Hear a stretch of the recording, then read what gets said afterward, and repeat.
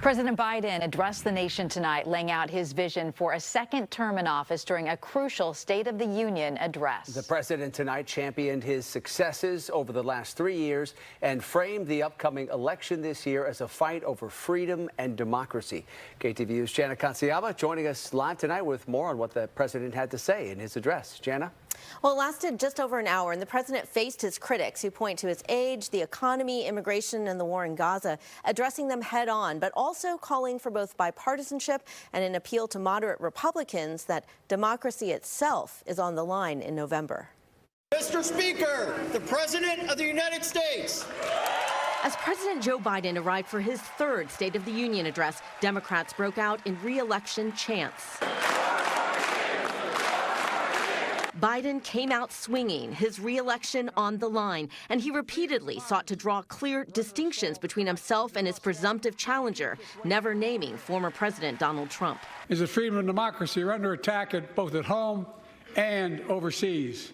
The president started with a call for aid to Ukraine, which has bipartisan support, but has been rejected by some Republicans and Trump, who has praised Russian President Putin in the past. My message to President Putin, who I've known for a long time, is simple.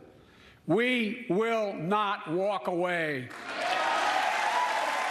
I will not bow down. Biden then appealed to moderate Republicans who are concerned about Trump, reminding Americans about the insurrection of January 6th. We all saw with our own eyes the insurrectionists were not patriots. They'd come to stop the peaceful transfer of power. Biden then turned to reproductive rights and called for bipartisanship to protect IVF and access to abortion. If you, the American people, send me a Congress that supports the right to choose, I promise you, I'll restore Roe v. Wade as the law of the land again. Biden said his administration has helped the U.S. reach an economic rebound from the pandemic. 15 million new jobs in just 3 years, a record. He also touted his bipartisan successes, at one point challenging opponents of his infrastructure law. If any of you don't want that money in your district, just let me know. On Gaza, he continued supporting Israel's right to defend itself, but warned Israel about humanitarian aid and killing innocent civilians. Tonight, I'm directing the U.S. military to lead an emergency mission to establish a temporary pier in the Mediterranean on the coast of Gaza that can receive large shipments carrying food, water, medicine, and temporary shelters. On the border and immigration, he pointed to bipartisan negotiations. I'm ready to fix it. Send me the border bill now. And in closing, he said, so let's build the future together. Let's remember who we are. We are the United States of America. It was then. At one point during the speech, a guest described as a military father disrupted the speech and was escorted out. Some right-wing Republicans also called out during the speech a sign, perhaps, of just what is to come leading into November. Julie and Alex. Jana, thank you. Alabama Senator Katie Britt delivered tonight's Republican rebuttal. The 42-year-old mother of two drew a sharp contrast to President Biden while sitting at her kitchen table.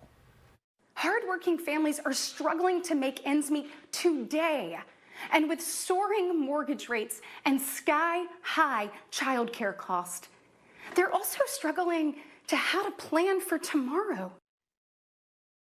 Senator Britt also slammed the Biden administration on many issues, including their stance on crime, saying communities are not any safer. Former President Trump also spoke out tonight on his Truth Social site. He called the U.S. border situation under President Biden a horror show. The country, our country, is being laughed at all over the world. It's time to tell crooked Joe Biden, you're fired. When it comes to age concerns, the 81-year-old President Biden leaned into his critics tonight, saying, just watch me.